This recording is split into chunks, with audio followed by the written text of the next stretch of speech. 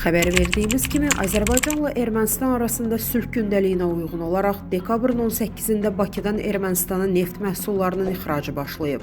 Razılaşmaya əsasən, SOCAR tərəfindən istehsal edilmiş AI-95 markalı 22 vaqon benzin Ermənistana yola salınıb. Bu addım Azərbaycan və Ermənistana daha nələr qazandıracaq?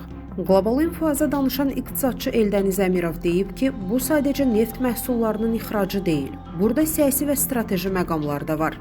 Stat: Azərbaycanın həmin benzinə ehtiyacı var. AI-95 markalı benzini öz tələbatını ödəmək üçün idxal edir. Bu benzini Ermənistana satmaq isə iqtisadi məsələdən çox siyasi mahiyyət daşıyır. Bu, Azərbaycan və Ermənistan arasında sülh gündəliyinə uyğun münasibətlərin davam etməsini göstərir. Bu addımı düzgün hesab edirəm. Bu həcm kiçik deyil və birbaşa Ermənistanın enerji təhlükəsizliyində rol oynayır. Azərbaycanın rolu burada çox önəmlidir və onu Ermənistanın enerji təhlükəsizliyində əsas oyunçuya çevirə bilər.